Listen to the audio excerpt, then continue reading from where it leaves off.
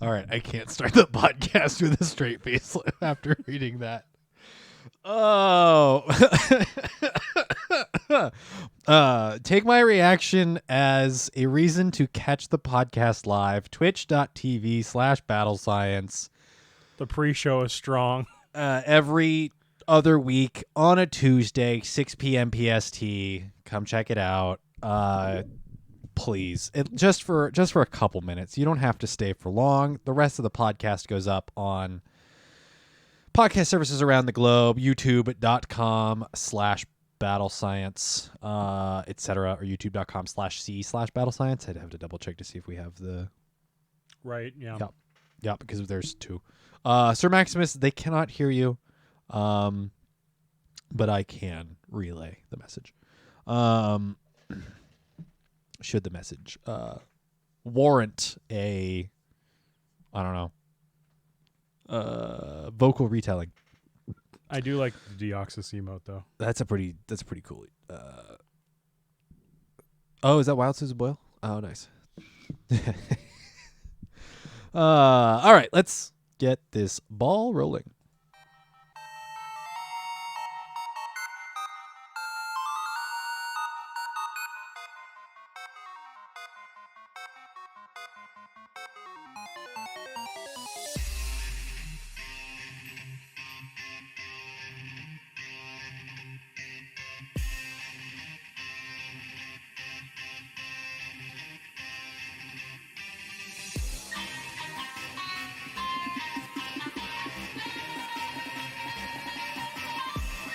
Good vibes only.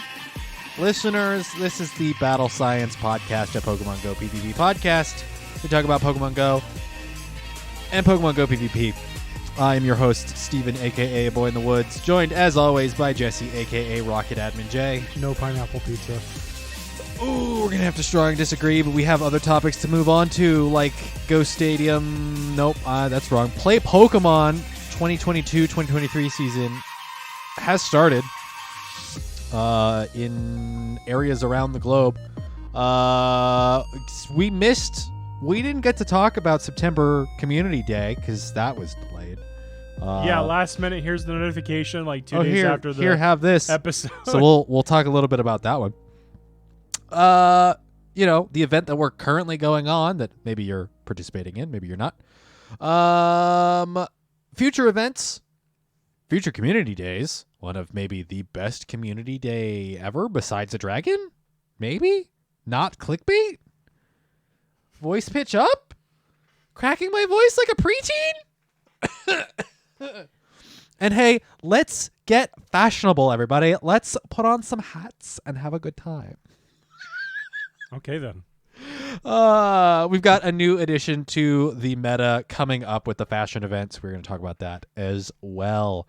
You put on that hat. Yeah, I can get flamboyant. Don't get me started. Don't get me started. What we got? What? Sir Maximus doesn't know that. Yeah, you're on the right track there, Sir Maximus. You didn't know. This won't shock you, but it will burn you. It will burn you. Oh my goodness! Nothing can hold a candle to. We'll get to it. I'm getting ahead of myselh. There's your tagline. Nothing can hold a candle to October Community Day. If Niantic doesn't use that in one of their like social pushes or something, I'm gonna be really disappointed. Nothing can hold a candle to Litwick Community Day, October 2022. Its move is bad. Spoilers. We'll get there. Oh, and by the way, if you didn't already know, a Battle Science original hashtag is coming back. We'll talk more about that later. But the one thing I will talk about right now is our wonderful patrons. You can be like Dolphin93, James, a.k.a. Jimmy Bo, a.k.a. Jim is him, Evo Stevo, Winston the Champ, Jamar, Dan P., a.k.a. Sorov, our wonderful Patreon podcast producers. You can be like them. and go over to patreon.com/battlescience and back us at the $5 tier and become a wonderful Triple P Patreon podcast producer. Or you can back us at a $1 tier or at the $1 tier or higher if you feel like it. If you want to back us for a month for $100, then I will. No. I won't say no. I'll dance in the street. I will get a full-size Pikachu costume and play an entire community in it or something. I would almost pay that. I dare you. Let me find out how much it costs for the Pikachu costume for you. It doesn't matter. I'll buy it. I'll figure it out. You'll use the $100 that gets donated to buy it? Nope. I'll use my own money. Don't make me use my own money. I will dress as a Pikachu. Even if it's like Litwick Community Day. Actually, if it's Litwick Community Day and it's cold, then Pikachu onesie. Stay warm. And then I got to stay hydrated. So, do that. You could back us at the $1 tier or anywhere higher. Get access to the Battle Science podcast a few days early. I'm gonna allow it, Sir Maximus. That's good. Read that, Jesse. $1 tier or more. Battle Science podcast early. The Battle Science After Dark monthly Patreon exclusive podcast where we talk about absolutely whatever we feel like. That would be coming up here this month. Oh, goodness. That would be next Tuesday. I have something going on next Tuesday. Gasp. Let me check my calendar and see if we can do it Wednesday. We can do it. If we can do it next Wednesday, then awesome. Nope. That's the. You have my calendar in your hand. Shoot. So what? If we do a Battle Science After Dark podcast for September, I didn't realize we're this far into September. I'm losing my marbles. Yeah. It'll be next Wednesday. I wonder if I don't take over and do a Seattle Sir Steven sports spot. Maybe do it. Reach out to some peoples. Yeah. So, because Sports Nerds rides you up. want to know why I can't do it on Tuesday? Seattle Kraken preseason. Already? Yeah. The preseason starts. I've got tickets to a couple of the preseason games here at home. And then the season itself starts in a couple of weeks. The home opener. Isn't that like a late October? The home opener is earlier than that. Let me see, because I have tickets to the home opener. That should be on the 15th, I believe. Yes. So I have the 27th, Tuesday the 27th, preseason game. I have October 1st, preseason game. And then the season itself starts, I think, that next week, and we have a couple of away games. Okay. So, yes. The Kraken NHL season is back. Thankfully, I have tickets for a handful of them on Tuesdays, but none of them overlap with a Battle Science podcast. Somehow. Yeah, they're all the off other weeks. days or off weeks. Yep. Yeah, because like let's see. The second regular season game is the 19th, the day after a Battle Science podcast. My third home game I have tickets for is the 25th, which is an off Tuesday. So that's some primo scheduling by somebody else. Yes, Battle Science After Dark, Steven Sports Bot, Sports Edition, NHL season. There's some F1 hijinks stuff that I want to talk about. Some whack baseball stuff going on because the Mariners are going to the postseason. Oh, really? It's not. They're in the wild card race. They're not confirmed for the postseason. So, okay. But this is the first. Holy cow! This is the first time they're going to go to the postseason, or at least make a wild card berth in over 20 years. Wow. Yeah. It's wild. I'd love to hear some insight on that. It's bonkers. I'll pull up some stats and we'll talk some sports stuff. J-Mar, if you're still here, you are invited next Wednesday if you are available to talk sports. I want to hear how the Cubs are doing because I haven't heard enough about the Cubs. But what about the Mets, baby? It's all about the Mets. It's all about the Mets, baby. The Mets. Yeah, we enjoy memes too much. No, we don't enjoy memes enough. Oh, not enough. Not enough about the Mets. The memes. Sorry, not enough. It's all about the memes, baby. The memes. He's handing me my phone. Trade. Maximum. Hit. The Cubs are bad. You know what? You can't have the ups without the downs. And Aaron are still everywhere. Shiny check quick. Quick shiny checks. Ooh, phlegm. Gross. Hold on. Give me a second. Okay. We have stuff. Chicagoland. Yep. No, I mean that's correct me if I'm wrong. I believe that's just the suburbs of Chicago. Oh, really? Yeah, they just That's literally actually call a it that. thing. Yep. Okay. Like we have the greater Seattle area, which I think they use that kind of the greater blank area for a lot of locations, a lot of cities. Right. But Chicago, I think they literally just call it Chicagoland. Okay, that's neat. Which kind of sounds like a theme park, but if it was a theme It park, does. it would be probably kind of disappointing. What's the theme park include? Sad, depressing rides through downtown streets and overly sized, greasy pizza. Thick crust, Deep dish. Ooh. thick crust, and thick depression. I don't know. I'm spitballing here. Swoop, swoop, swoop. Go away. I've got too many notifications popping up. Okay. Stuff. Things. The entire metro area, which now goes into Indiana. Yep, you're taking it over. It's at some point we'll just redo the meme where it's like, wait, it's all Ohio, where it's like, wait, it's all Chicagoland, and the dude behind him being like, it always has been. No.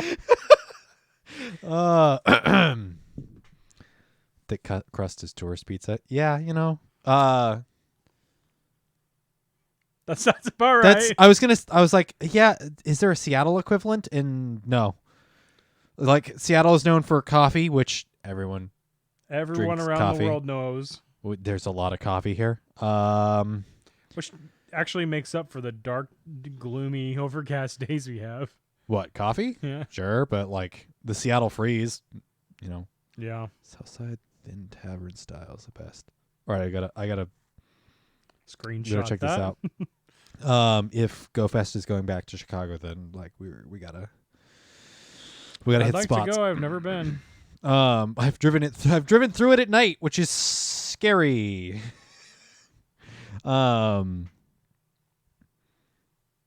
Rain, coffee, and Cobain. Yes, Kurt Cobain. Actually, just the music scene in general is pretty darn solid. But I'm getting off topic for our Battle Science podcast. Let's jump in to some stuff.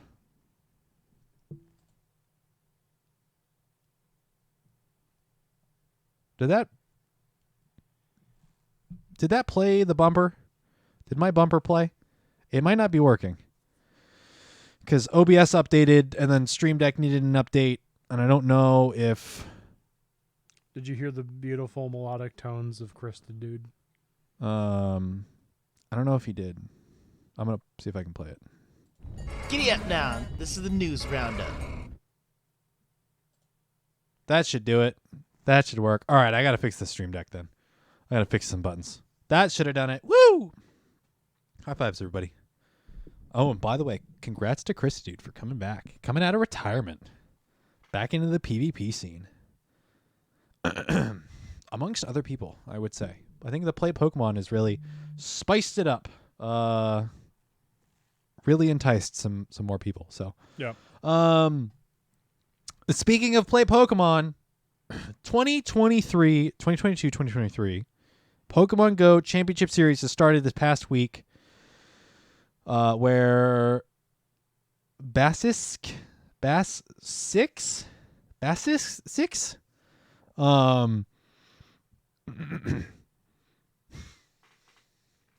LNDS Rargif and House Stark 93 were crowned champions. Of let's see, That was the Baltimore, wasn't it? Yes. So Bilbao, I think was. I have no idea where that is. I think it was Europe. I think it was a European Okay. regional. The Porto Alegre was a regional. I think it's the only regional in South America until their continentals, which is in Yeah. Brazil, to my knowledge. So, And I think when I was last saw it on Twitter, the margin for TCG players versus the Pogo players was huge. wait, so like the ratio was- between? Yeah, it was like over 1,000 for the TCG, but Uh-huh. less than 100 for Pokemon Go. So that's kind of. I have a small gripe here with how quick they announced it and then it happened. Also considering it's the only regional that South America gets Yeah. until Not much turnaround. yeah. Yes, exactly. Which I would have loved to have seen a little bit more buffer. If you're only going to have one event, give people time to At least a month. plus. Yeah. Plus two. Yeah, I'd love to see at least 2 between the end of the previous season and the announcement of all of the events and the only regional That you have. that South America gets besides its continental tournament, which happens much later. But it's one of those things of like, Yeah, because I think if people didn't pay attention, the fact that the VGC was kind of cut for the first couple of regionals for the VGC next is couple months. yeah, something we talked about. I don't remember if we talked about it on a BSAT or if we talked about it on a regular podcast. But the VGC is on hold this season until the After beginning of January. the beginning of the new year with Scarlet and Violet. Yeah. So And our loose thoughts were that it's to let people adapt to the new game which makes sense. and see how the competitive scene plays out. It's unfortunate that their competitive cycle is not more tailored towards the VGC. Like it makes sense that that they want it to happen every calendar year. Mhm. It just kind of sucks that they have to shift everything down for the VGC. Because if you're a VGC player and you were in like Baltimore, that sucks because you couldn't play in the VGC. hopefully to there's hopefully there's a VGC. Close enough. There's a regional for the VGCs close enough to you in the future. But yeah, for South American countries, that quick turnaround sucked. Yeah. And hopefully there's a big ol' last chance qualifier down there at the Continentals or something. I mean, if I was a community leader down there, that's something I would be, especially for VGC players. Be Especially like, okay, especially let's for make sure this works out. especially for VGC, but also I know that the Pokemon Go PvP scene down in South America is insane. So, yeah, I'd love to hear about a huge turnout down there. Yeah. Did you happen to watch the finals for Baltimore? I did not. I didn't either. I caught a small snippet of the winners final where House Stark was playing against. Let me get to it here. There's a particular way of pronouncing his name, ILQM. They were referencing him as under a different name, which I imagine would have been either his Twitter handle or his actual name, and I don't remember what it was. Yes. I asked how to pronounce your name before, and it read, is it Miju? I think. MIJU, I think. Me Jew. Yeah. Am I mispronouncing it? Correct me, please. Did catch it. Said great games. I should probably watch through this because I think watching the winners final yes, Miju. House Stark seemed to be kind of on a back foot. It's a best of 5, and I watched the first 3 battles or so.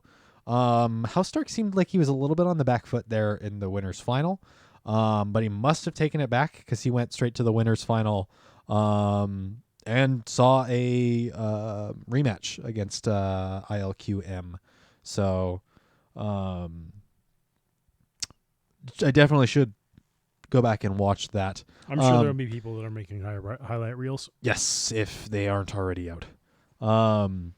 The interesting thing is we had the big ol' move shakeup. Yes, that's the one thing I unfortunately haven't had time to sit down and look at, see what everyone was running, but it still seems like a lot of fairly common things: Nidoqueen, Altaria, Bastiodon, Lantern obviously making a splash. But a lot of people went for comfort, I think, over versatility of the new stuff. Mm-hmm.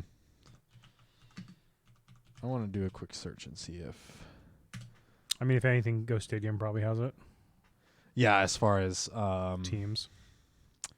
Yes. So we'll go back to... I don't think I saw... Oh, here we go. We got images. Images of teams here. I don't think I saw a whole lot change as far as the meta. Especially with... I think the biggest adjustment to like core meta was... Walrein. Oh, that's right. Walrein and the kind of sort of nerf to Registeel. Yeah. So... I mean, I can see right now on the first team you mentioned has Skarmory. That's your Registeel replacement. Mm-hmm. Onion Frank in Baltimore, top 8 finish, is running an Altaria, which you did see in Worlds a little bit. Housestark did run Noctowl. With congrats. Walrus out of the picture, a lot of these things like I'm seeing right now on your screen, Diggersby, Nidoqueen, Altaria, all come back because their biggest threat's not there anymore. Shadow Victory Bell. Shadow Victory Bell on the team for Onion Frank. Yes, Jamar, I would tend to agree with you. When I saw Housestark running a Noctowl, I was like, look, Jamar's done his part. He's championed Noctowl on stream in a large regional enough that I think it's stuck in people's brains now. Another Skarmory on Hot Pocket. Let's see. There's a Reggie. I don't see that. There's also a Wiggly. Hell yeah. Yeah. Wigglies represent. Which we have seen more of. Well, we've seen more of, but it was around in previous regionals. So yeah. I don't think it was. It's a spice pick for sure. I don't think Wigglytuff is spice. I don't think its performance is that It's fantastic. not as good as I want it to be. I know that. Yeah. Why run Wiggly when you can run A9? Yep. Oh, was there people in one of the regional champion for Porto Alegre was running a Walrein, but also was running a Jumpluff. Yeah. Nice. Yeah. So one thing I did see, no Talons. Yeah, that pressure has definitely been removed. Yeah, it's no top 4 finisher in Bilbao. There's a Talon. Oh, there's a okay. Talonflame. Spoke too soon. Sir Maximus is going to compete in San Diego. Oh man, now we have to go. I mean, if we can convince Jim Corn to come down, you might be contested for Spice. Ooh, is Jim Corn in? Is he still playing? I don't know. Or is he in retirement? I don't know. I don't know. Yeah, there's some. I will be.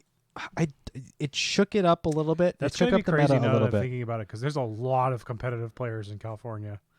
Yeah, I don't know if I want to. We're going to be walking into the oven. I don't know if I really want to like compete down there. If I'm going to compete anywhere, it's probably either going to be Portland or Vancouver. He's unretired. He was in Baltimore. Just came out of retirement. Oh. Did he make a tweet? I gotta go find that and retweet that.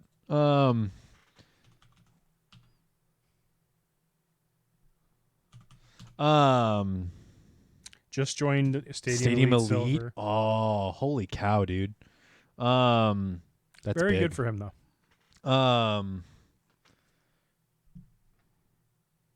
The meta has shifted, but it's not drastic. No. Which I was almost anticipating maybe a very large shift. But so far I don't think we're seeing we're seeing like tremors. We're not seeing like a right. magnitude We're seeing 9. new things become viable. Yes. The downside is that like we're not seeing. Trying to think of like besides Walrein.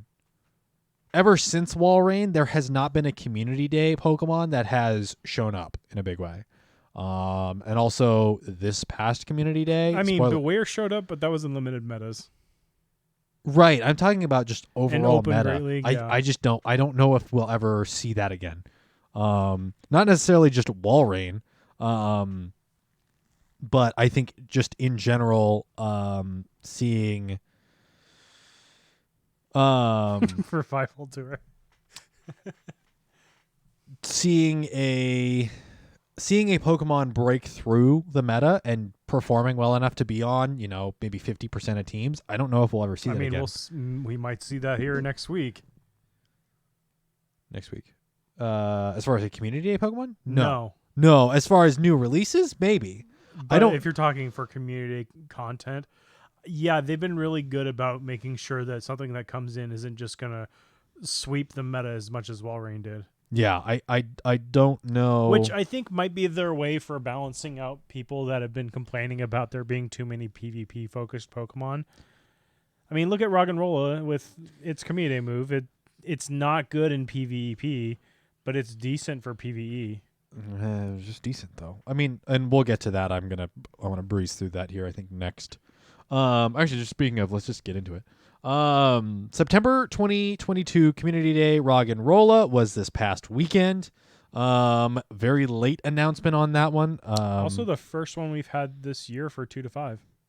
Yes. Also, next Community Day is also 2 to 5. So it looks like this season they're doing a 2 to 5. So if that's the case, how do people feel about every season them changing the time period for Community Day? Because what would that be? We're 11 to 2, 2 to 5. 5 to 7 would be the next one. I don't think they would move it up. I don't think they would ever do that. You think they'd kick it back? They would kick it back. Yeah. Maybe 1 to 3? I don't know if... Because they aren't going to do it later because certain hemispheres are heading into winter, which means it'll get darker out and colder out much sooner. They already have it later. So from 2 to 5, the sun's already going to be... Right, but 5's not that terribly late. But you have the extra 3 hours where after, that is correct. Or extra 4 hours after. You're right. Because that goes all the way to 7. It's going to be pitch black by the time, even October's Community Day. Yeah. We're going to hit real darkness. Yeah, Sir Maximus, you didn't miss a whole lot unless you didn't already have the shiny Roggenrola. I didn't have it and caught way too many of them. Shiny Roggenrola. Why don't we read through it real quick? So Roggenrola Community Day was Sunday, September 18th from 2 to 5 p.m. local time. Again, one of those ones that we got after the episode went up. Yes. It's not an eye hole, it's an ear hole, Roggenrola. Gigalith gets the featured attack Meteor Beam. I didn't even know there was a move named Meteor Beam. That came out in Galar. Oh, really? Yeah. Oh, cool. It was a signature move of quite a few things, actually. Okay. Clefable was one of them that got this.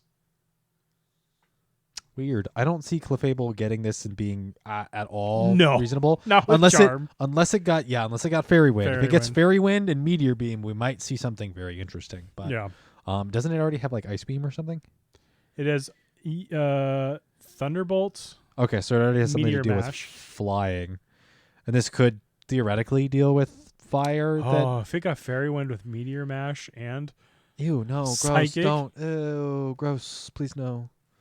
For the love of all that is fairy, please no. Community Day special research story rock and roll. Ha ha ha. Beam whole team is alive and well. Yeah, yeah. Event bonuses was quarter hatch distance when eggs are placed in incubators. And then your standard event bonuses everywhere else.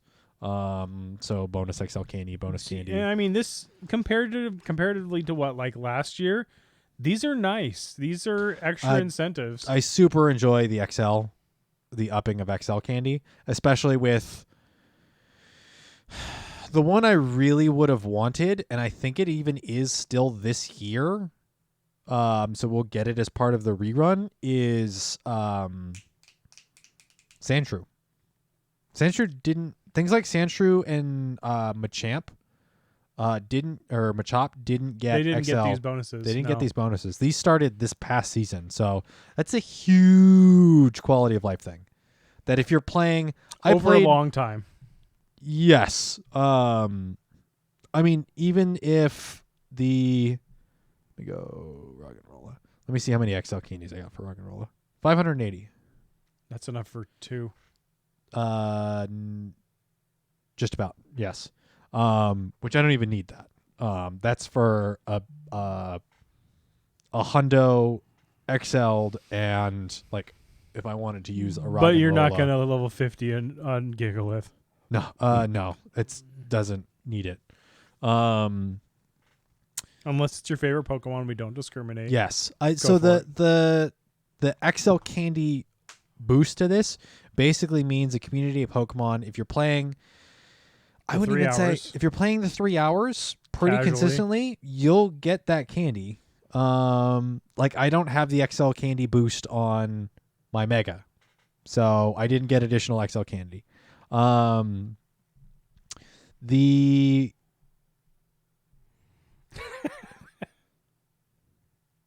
Don't make fun of the people who like the rock hole. I hate this. We're getting into a gutter, and I don't. It makes me uncomfortable. Huge quality of life. Yeah, Huge for the XL. I'm excited for the rerun in December, where we're gonna have gonna this have for all- everything. this with everything, unless they change it, and hopefully they don't. I swear to goodness.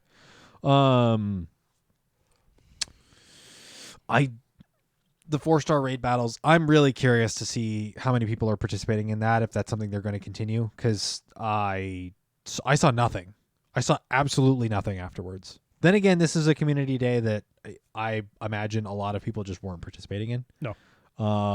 We'll see what Litwick looks like, and we'll get to that in a couple It's the minutes. same thing with Lampinant, though. If it's anything like they did for Zweilius, will the shiny be available as a raid ward? I don't think it will be. So then really people aren't doing that raid for... Not for the shinies. So better chance for the hundo. Oh. But the 30-minute spawns after the fact have the same odds for shiny as community day. Correct. And we have found out that both instance and lure also work. Yes, so you will get additional spawns within that radius after doing a raid with a lure or an incense. Yep. So yes, if you don't get a shiny or hunting for more shinies during that raid period, if you have enough people to do the raids, then excellent. The downside is that they are just difficult 4-stars. I don't think they need to be this difficult, and I don't think there's quite the same... I don't think there's enough enthusiasm to do them for it to warrant a 4-hour period afterwards of... Do a raid for 30 minutes to get a semi-effective lure, essentially, from the gym, and then extra resources on top of that to get more. Yeah, so you have to be there. You have to spend a raid pass, which you might have free ones, you might not. You have to have enough damage to be able to do it. So you need minimum three people? Yeah, which but not if everyone even can. with optimal counters, depending on what it is, too. Sometimes it's like Lampent's. It's gonna be easy. Boldor should have been super easy because it's just fighting rock, groundwater, grass.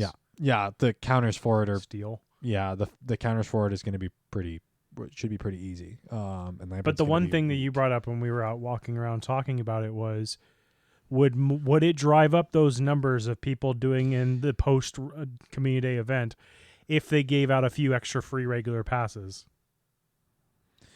Yeah, if they give you a free additional raid passes to start people raiding, afterwards, I think hey, it's additional candy. It's additional candy. It's additional XP because it's a 4-star and additional just items. I think it's a higher chance for rare candy, a better chance for XL rare candy.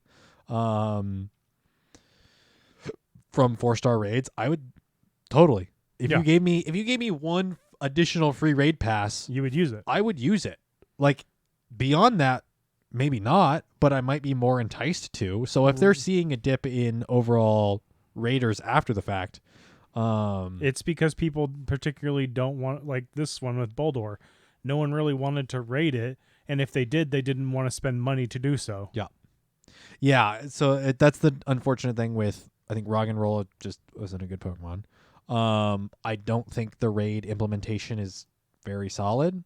I could see much more player activity if they gave at least a minimum of 2 on top of the ones we're already getting for this season. Yes. I think I like the fact that the community day is still quote unquote longer. That it allows for people that aren't able to make it during the 3 hours, which again, why are you calling it a community day when it's only 3 hours for spawns? What would we call it? Community period? It's a community evening. At this point, it is a community evening. It starts from 2, goes to 5, and then from 5 to 7, you have community raids. block. It could be a community block, community party. I don't know. This is literally any other word other than day, because it's not a day. It's half a day at this point. That's a quarter of a day. It's 5 hours total. Or no, let's see, 7 hours total. So yeah, you're still getting a chunk of Community afternoon. Yeah.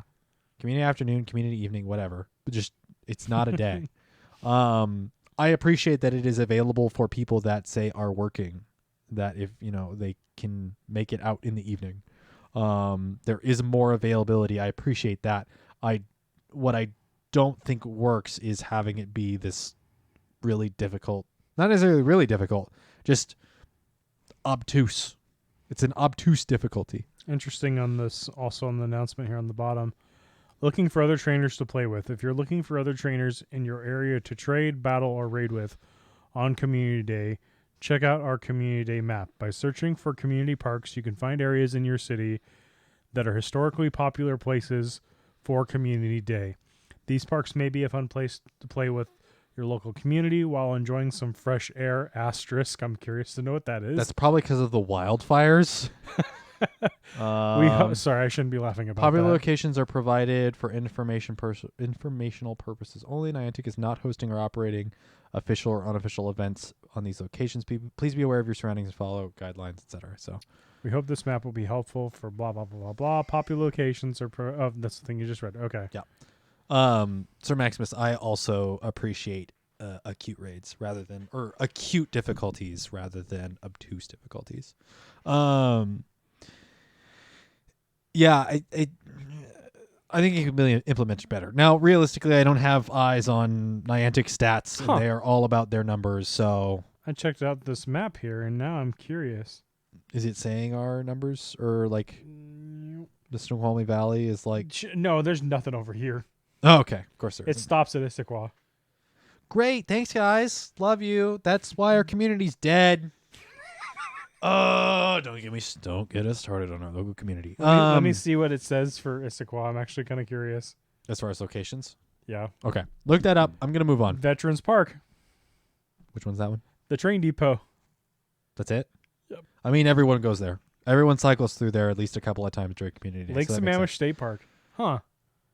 That's interesting. I've been there a couple times for community day and never seen anybody. That's the one that we finished the community day a couple months ago, right? Yeah. Okay. Or whatever event it was. I don't remember what it was. Yeah, it's an interesting map. It would show for us in our area. Mm-hmm. If I told you we were going to go out for a weekend to a park, exactly what you think. Oh, okay. So like Marymore. Marymore, Bellevue, Kirkland has the 2. Green Lake. Waterfront, Seattle Center. Okay. The ones you expect. It's cliche. Yes. They're all cliche locations for community day. Makes sense. Boulder Community Day was a thing. It happened. If you missed it, it'll be back in 3 months. Yes, it will be back. It will be back in December if you missed a shiny or want to get the evolution to get Meteor Beam. High energy, high damage, not good for PvP. Not that Gigalith was reasonable at all for PvP anyway. But 6 shiny. you only got 6? Sick. Oh, 6 shiny. Yes, it is a 6 shiny. My first one is named Jerky. And it is adorable, and I love him. Or her? Hold on. Them? I think they're non-gender. Jerky. Nope, it's male. Okay. Yep, save an Elite TM, Sir Maximus, because I don't think Gigalith is worth it. Facts. No, I will not light a flare on campfire. I hate people that do that. The event that's currently going on, we're going to speed through this. Speed run, let's go. Steal yourself? Yes. The Test Your Metal event, but spelled Mettle. The new Ultra Beasts, Celesteela, which is in the southern hemisphere, and Kartana, which is in the northern hemisphere. Fun fact for Sir Maximus. If you're not close enough to a raid, you can't light the flare anymore. Interesting. He doesn't even know what it means, so he doesn't know what lighting a flare is. Well, I neither just do did I, it just so. to make him mad. Oh, okay. Sorry, everyone that's on my friends list in advance. I'm not seeing anything, so good for you. Here. Mega Aggron, don't care. Didn't ask. Okay. Mega Aggron is also released. It is a straight steel. It is not rock steel. Lol. It's okay. Pokemon debut. Togedemaru, the roly-poly Pokemon, makes its Pokemon Go debut. If you haven't gotten one already, it is a Great League. And at a hundo, a Ultra League at like barely scraping 2400 CP. Yeah, big oof. Togedemaru, an electric steel type with what is it? What's its moveset? I'm blanking on it. So it's Thundershock, I believe, Fell Stinger, and Wild Charge are the optimal moves. Let's see. So we've got Spark and Thundershock, Gyro Ball, Fell Stinger, and do we have an electric Wild Charge? So it's got an interesting kit. It's not super bulky, so definitely something for limited metas. Not super meta, not super Great League meta. But in things like an Alolan Cup, it might have a little bit of play. So. Aggron the raid god. Event bonuses: increased chance to receive Candy XL for successfully catching Pokemon with nice throws, great throws, and excellent throws. Increased regular candy for successfully catching Pokemon with nice throws, great throws, and excellent throws. So if you're hitting those excellent throws, you should be getting increased candy and increased Candy XL. And if you're using Pineapps, you're getting even more. And if you have a particular typed Mega, aka Steelix for this event, you should be getting even more. Or if you're looking for Pineco candy, you're using Mega Caesar because it's both bug and steel. And Pineco is just a bug. Kind of like Nosepass is just a rock.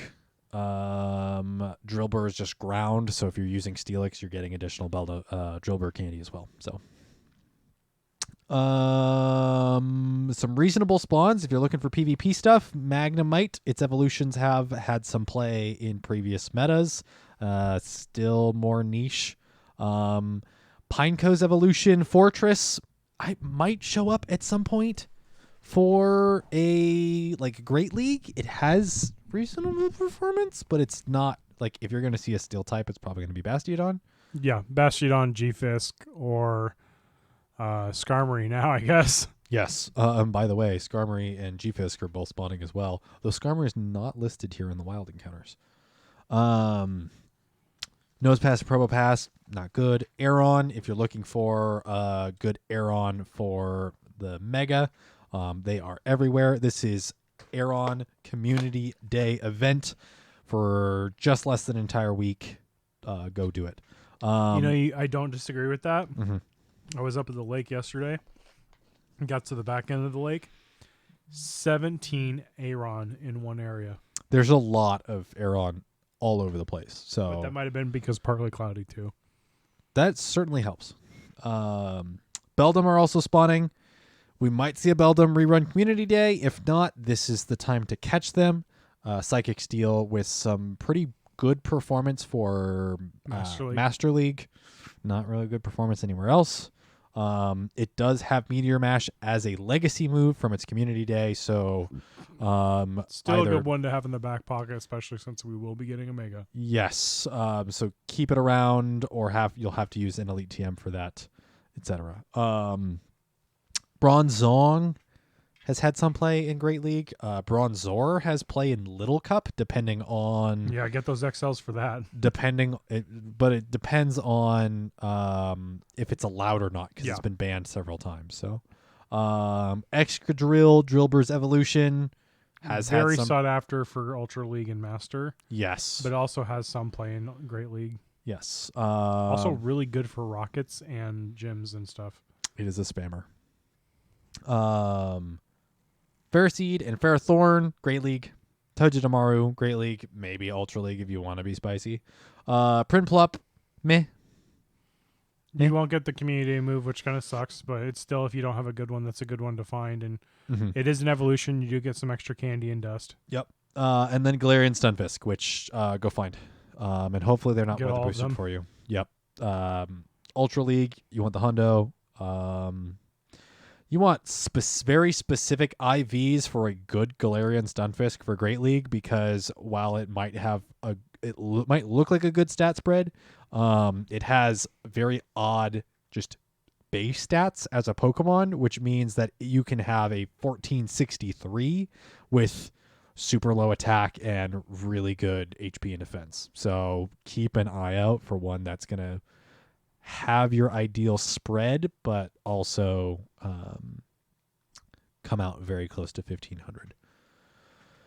Raids, irrelevant. Who cares? Seriously. Besides Celesteela and Kartana, Celesteela again. Let's see, it's Flying Steel, Southern Hemisphere. Great stats, terrible move pool.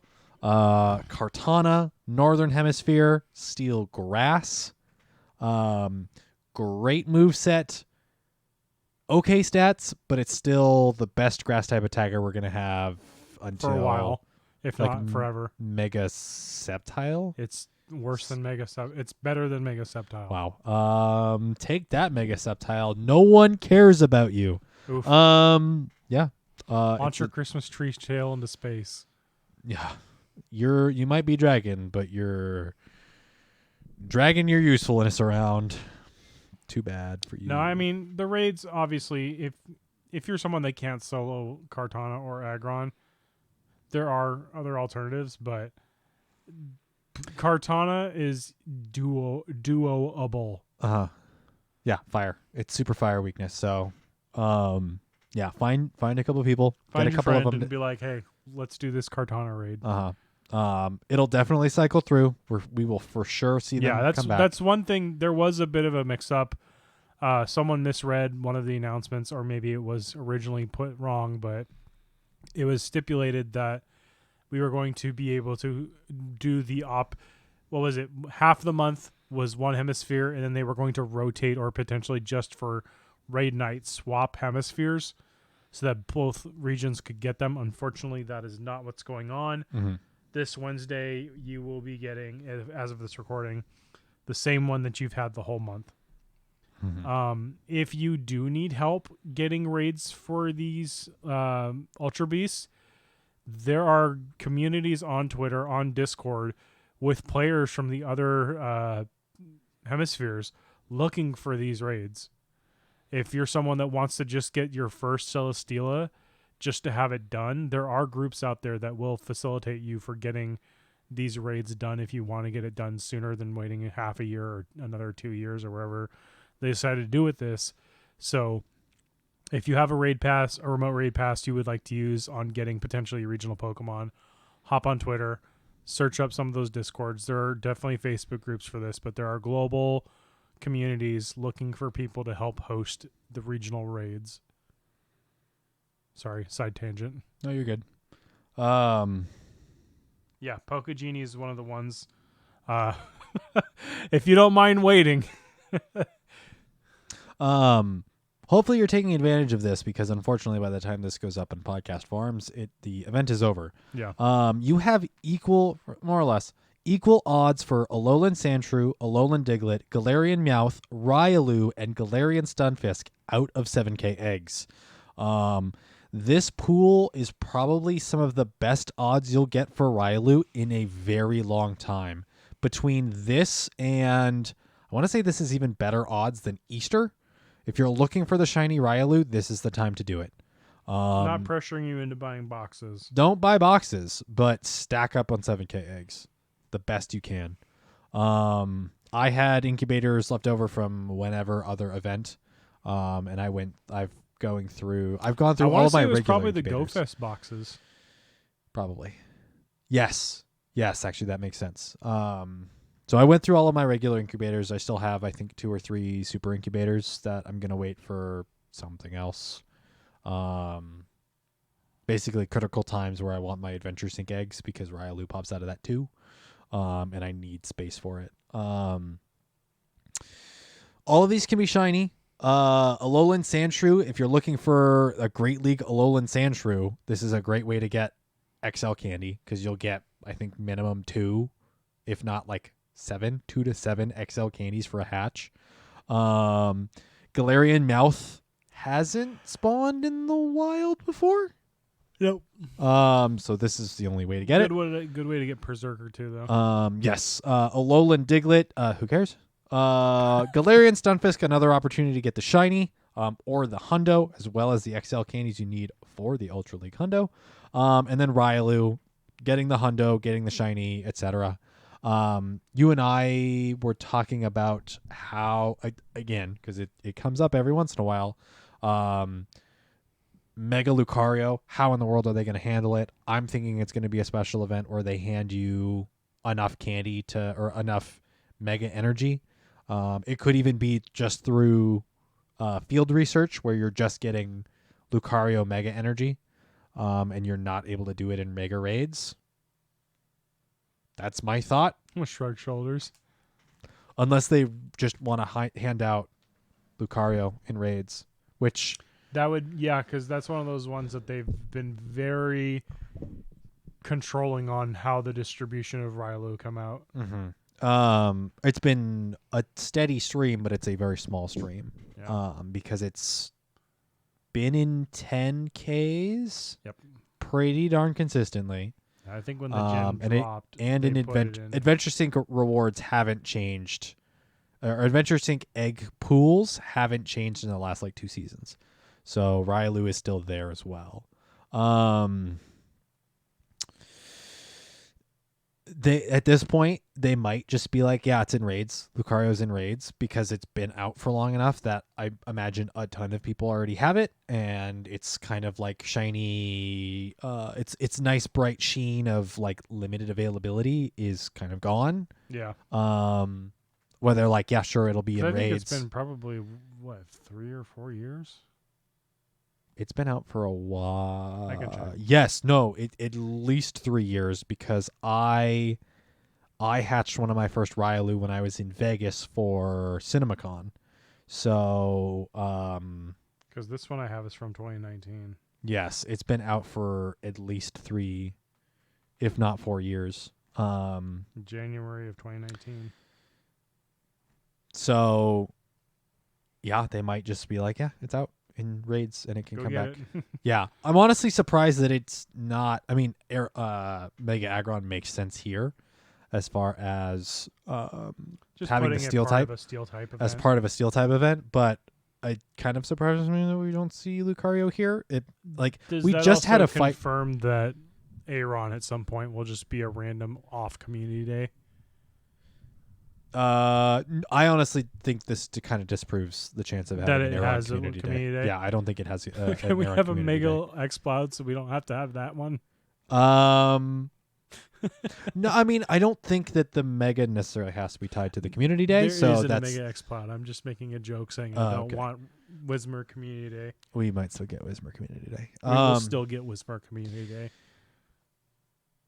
Yeah, I don't. Whismur Community Day is just as inevitable as Zubat Community Day. Yes.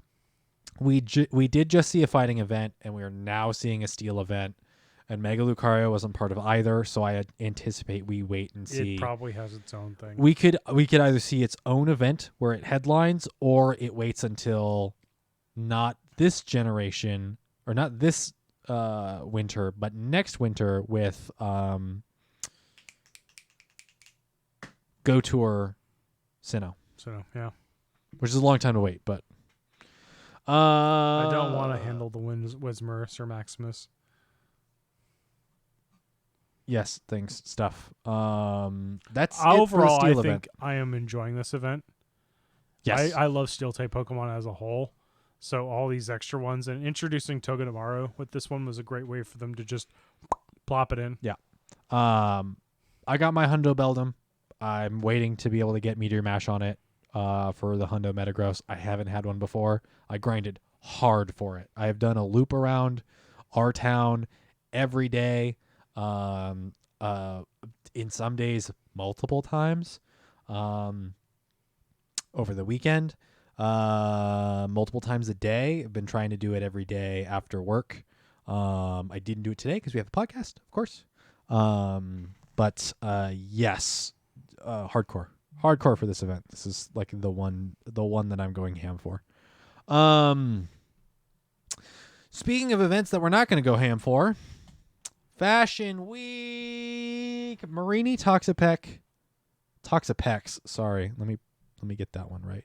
Toxapex and Shiny Furfrou make their Pokemon Go debut. We are looking at a Legends Lima infographic here to break down things in a speedy and productive manner. I really wanted to get through the Steel event pretty quickly. It took us 15 minutes. Marini and Toxapex are getting a debut. Marini requires 50 candy to evolve it into Toxapex, which means it shouldn't be all that difficult to catch and evolve. It's just a matter of getting the right IV combo, if that is your prerogative. Shiny Furfrou is a pretty good shiny. Shiny Furfrou is also introduced. It turns its white, big, billowy fur into either a dark blue or a black. I would really it's not quite black. It's not jet black. But you want to know what is jet black? It's the hat that's on Diglett. Diglett with a little bowler's cap, and Doug Trio with one of the three Diglets with the bowler's cap. I have been hearing some interesting comments about that. They're like, why is it only one? Because I don't know. It doesn't get to share. Does Diglett Is it like how the cat wears pants joke, where it's... Does a Diglett wear a hat this way, or does it wear a hat this way? Yeah. I don't know, man. I don't know. Absol with sunglasses, and Toxicroak with its horn jabbed through the hat is going to be available. By the way, the backwards hat Krogunk will be able to evolve into the Toxicroak with the hat. So that does seem to be your costumed Pokemon are getting event re-releases with the availability to evolve. We've seen it with the party hat Charmander.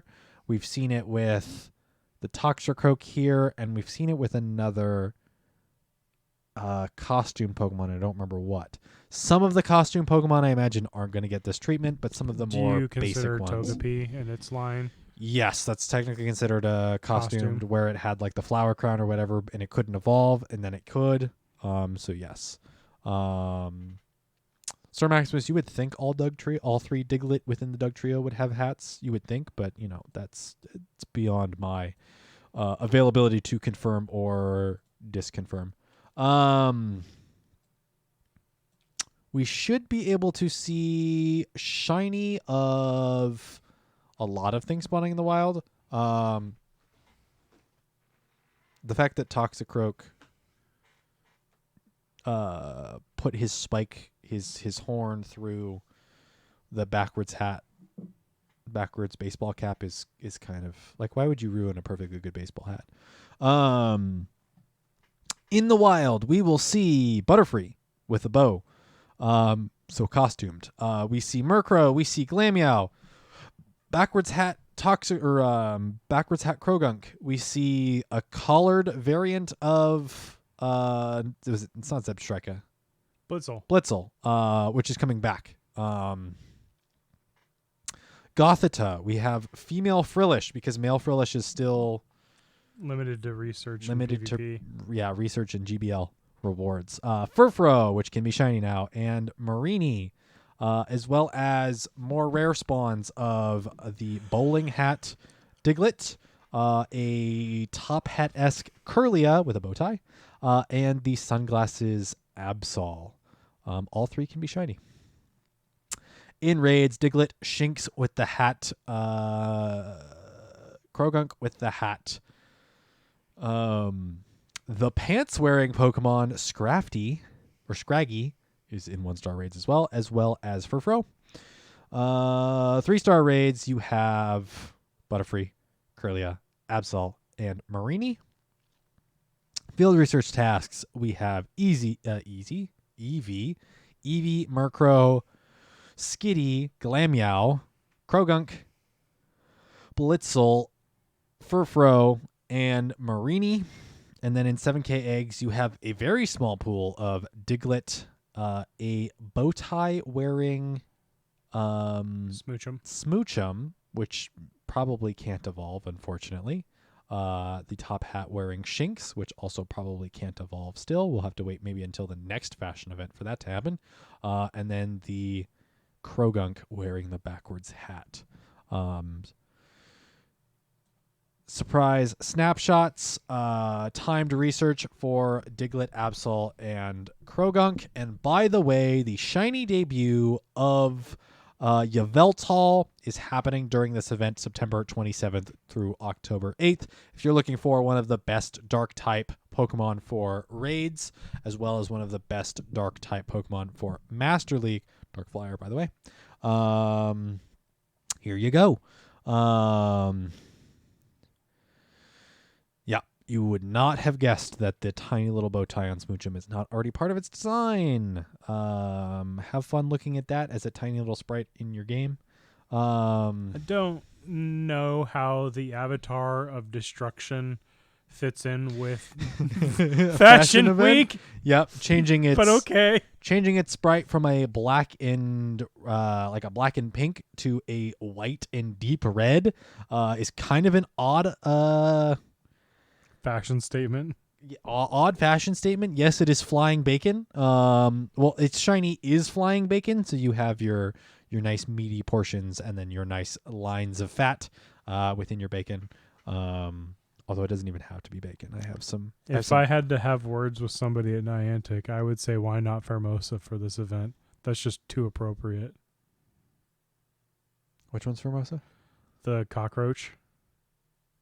Oh, the Ultra Beast having it come back. The one that looks like it belongs in a fashion show. That's it, because it fits too well. And it's already been. It was already a part of the previous season. Like, I know a lot. So right. But they could have put like Blasilian, I think is how they pronounce it for GoFest. They could have. Yeah, they could have mixed it up. They could have done something else for sure. Who knows? Who knows what they were doing? I will take. I'm gonna take a photo of the pork belly I have upstairs, and be like, "Yo, I got a shiny Yveltal early." Put that on Twitter. Print out the background of the encounter and then just put that with a CP above it. Oh, that sounds like a lot of Photoshop work, but I might do it anyway. Sir Maximus coming in Yveltal as a fashionista, and it's fabulous. So there's it shoes. That's how it's shoehorned in. Yeah. It's just fantastic. It's the fantastic. It's just dripping fabuloso. with content. Yeah. Fashion Week. It's cool. Shiny Furfro's neat. Marini looks, or Toxapex looks really good. Like, open Great League, one shield, just PV poke. We're just simming. So far it has bite and poison jab, and then gunk shot, muddy water, and sludge wave as charge moves. If we run the sim here, 24 wins, 15 losses, and 0 draws, so a 61.5% win. How is that being... I don't know why Twitch chat is censoring that. Open Great League versus the meta has over 60% win rate. That's pretty darn solid. As been stated by Jamar in a discussion between Jamar and Jesse here over on our Discord. Open to everyone, by the way. Come join and chat with us. Absolutely walls Azumarill. It is the best against Azumarill. Guess what else it's best against? Some of the ices where it resists. So Wall Rain Shadow and Alolan Ninetales. It also absolutely annihilates. Because it's a water, it has some great type advantages here within the Go meta. The poison helps it beat out fairies. Basically tells grasses to kick rocks. With this water type, it literally kicks rocks. The fairy types, have fun with this. Also, by the way, its stats are built like Umbreon, apparently. So, like, yeah, the first thought was when I saw this is Steven commenting, more bulky water types. Great! Like, we need more of that. Like, Togedemaru could have been great, but its stats are Yeah, I mean, like they put that. out Togedemaru as a stupid hard counter to this, and they're like, oh, yeah. but no. But wait, it's something that overperforms it anyway. Yeah, Togedemaru, theoretically, let me do a single battle and see who wins, because it's probably still Toxapex. Single battle. TOG. Togedi. No, Togedi. Maru, Thundershock, Felstinger, Wild Charge, Battle. And nope, it gets walled. Wow, that's impressive. Togedemaru still wins with over half That's health. assuming that it baits Felstinger. No, it only shoots it shoots 2 Felstingers. One of them gets shielded. And then you hit with a Wild Charge. Yeah, so double Felstinger buff and then just sweep with, because how much % does that do? Wild Charge? Over Yeah. half. Well, when it's buffed. In a no shield scenario, still wins because it goes for a Felstinger and then a Wild Charge. Let's see what we get in a 2 shield. It might win just all scenarios here. Yeah, it wins all shields here. All shield scenarios between Togedemaru and Toxapex. Remove Felstinger. Uh-huh. Do a 1 shield scenario and see what happens. Okay, so just Wild Charge? Mm-hmm. Okay. It's a much... Still win. Still win, but a little bit more damage. Yeah, it still takes a little So more it's damage. just So the yeah, fact it's that still Togedemaru walls everything it does. Yeah. But getting to those double Wild Charges, Marini has to invest to protect to stay alive. Sorry, not Marini. Toxapex. 0 shield. Yeah. Yeah, so like Togedemaru is like the hard counter, which is interesting that it comes out right before, but both of them, the chances of them coming up against each other in Open Great League is small. You know what's also funny? Togedemaru technically beats Azu. Yes. But I don't think it's No. its performance is interesting, sure. Yeah. I mean, where it doesn't have great Felstinger doesn't do great against ground, No. which is its biggest weakness and is all over the place. Yeah. It's not going to help it beat something like Swampert that is immediately going to annihilate it. Yeah. It certainly helps against the grass, which don't show up but do resist the electric. So, Yeah. you know, you do what you can. That also helps, I guess. The fact that it's water and steel, or it's electric or steel type don't resist water, hurt it because there's so many water in the meta. Yeah. It has almost an 80% win rate against all Pokemon within Great League. So This in a being one Toxapex. Toxapex in a 1 shield scenario. So it's pretty solid, I would say. If you are in PvP, go hunt this thing. Go get a good one. For Great League. Yes. I think we've looked at its moveset, or we've looked at it in the past and have projected it to be fairly solid. I don't know if we really projected it to be this good. Look at its stat, like base stats. Attack 92, defense 220, and stamina 118. So yes, that is Throw it up against Steelix. single. Because Steelix is definitively known as the highest defense Pokemon. It's higher defense. Steelix is a 1, so this is the not perfect IVs for Great League, but optimal IVs for Great League. Toxapex has the 222. Steelix has a 185.2. Yeah.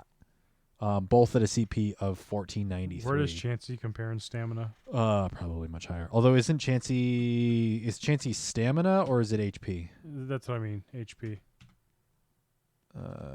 CHAN. Yeah. Oh goodness. Its stamina is through the roof. So Toxapex's stamina is 118. Chansey's stamina is 421. So it's almost doubled Toxapex's defense for stamina. So defense is 222. Toxapex versus 120.1 Chansey. Okay. Stamina for Toxapex is 118 versus 420 for Chansey. So Chansey's HP almost doubles, but this isn't a matchup that's even going to show up, but it's one of those things that's like... this is the matchup of the century. What are you talking about? We'll be there for years. Who wins that? What? That matchup. I don't care. I don't. You hit simulate and it breaks the server. So Toxapex and Umbreon both have very similar attack, and then have... Because defense and stamina are weighted the same in CP calculations, I'm going to say it's pretty even, just looking at this in my brain, not actually handling mental math very well. Pretty even between defense and stamina if you average it out. So yeah, it's... Those two on a team Although Umbreon's a bit bulkier. Those two on a team alone is really good. Yeah. Yeah. Because Toxapex beat everything that Umbreon's weak to. Fighting, fairy. Yeah. That's gross. Yeah. Have fun. I would throw maybe a Dragon Generalist in there. Yeah. Dragon or normal. Yeah. Or a fairy. Run a fairy in there. Fill it, and then just have fun. Gross. I hate Great League. Hasn't even come out yet. Already marks it. I hate it. Hopefully I get a really good ranked one. But yes. It's happening. Do the thing. Marini's probably the one thing to look out for here, unless you're a shiny hunter. If you're a shiny hunter, go have fun. If you like to collect the costume Pokemon, there's a lot of them. So, you know what? This is the time.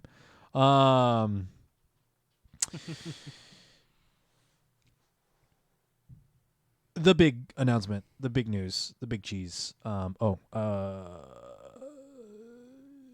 just stat comparisons. I've got my wires crossed here. The big giant news stuff. October 2022 Community Day is, in fact, Swinub. Swinub's getting a rerun in October. That's lies. I'm sorry. I'm so sorry. That's the dumbest. I was like trying to think of something. I was about to get really hyped and be like cheering for you in the background. Sableye Community Day. It doesn't have an evolution, but it has a mega. It's getting a Community Day. Buck all trends.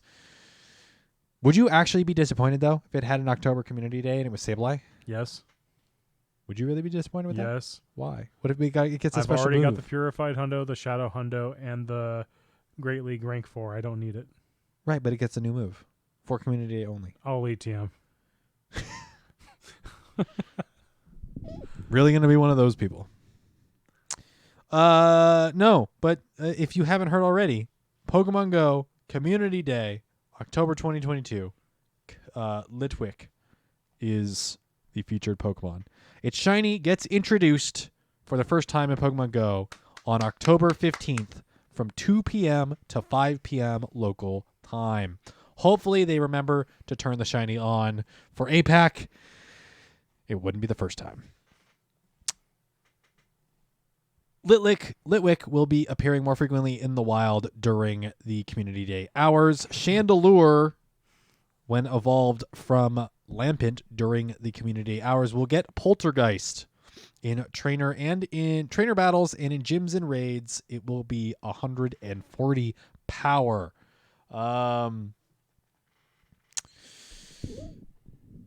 It's a high damage move, which it didn't need. No. Well, no. So, give me 1 second here.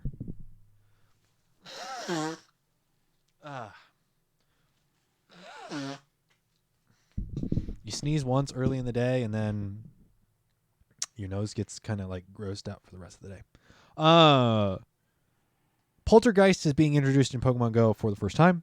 High damage move, high energy requirement, high damage.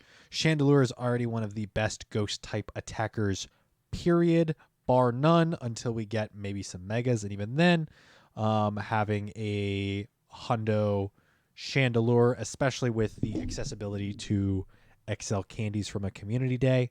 Hundo, level 50, maxed out. Chandelure with something like Poltergeist. Is it Hex? Hex Poltergeist? For its moves? Yeah. I think you want Incinerate. Even for ghost type attackers? Yeah. Interesting. Well, it depends on what other options it gets and what other Pokemon. Because this is the signature move of a different Pokemon from Galar that we have yet to see put in the game. Poltergeist? Yeah. It's a signature move. It's not like you've said it a couple of times where a signature move it's a premier move or a featured move on a particular Pokemon. A signature move is a move that is only learned by that Pokemon. Is that the context we're going to take with that? Generally speaking, I would say like the I would Doom still Desire call for Jirachi. Yes, I would still call Blast Burn, Hydro Cannon, and Frenzy Plant Featured moves. For the starters, because it is exclusively the starters, and even then, not every starter. So, this just makes it a better ghost type attacker, which is great because it's huge attack damage and its defense and stamina is not good. It's not ideal. So Chandelure, you're more looking for Lampent for Great League if you really want performance. Even then, it's kind of just okay. So right now, Chandelure has Fire Spin, Hex, or Incinerate. Okay. For fast moves. If you're looking for Ghost type, you're probably going with Hex just because its energy gain's pretty solid. Overheat, Energy Ball, Shadow Ball, Flame Charge. If you're looking for Ghost type, go Shadow Ball, Poltergeist. Or if you're just looking for damage, Poltergeist. Over Shadow Ball. I think Shadow Ball's just overall consistency is better. For PvE, I would go with Poltergeist. Yeah. For Rockets, you might want Shadow Ball. Because it feels like it's just a Meteor Beam clone at this point. Yeah, and it might just be that exact. We'll have to wait for a breakdown because they can adjust. They just say the power here. They don't say the energy requirement, so we could see that adjusted a little bit. Yeah. But its power is consistent with other just nuke moves. I could see it being like a Stone Edge clone. Stone Edge is a fast move, isn't it? Charge move. The big one-hit move that things like use. Then what am I thinking is the fast move? What's the legacy fast move on Rhyperior Smackdown? Tyranitar. Oh, Smackdown. Okay.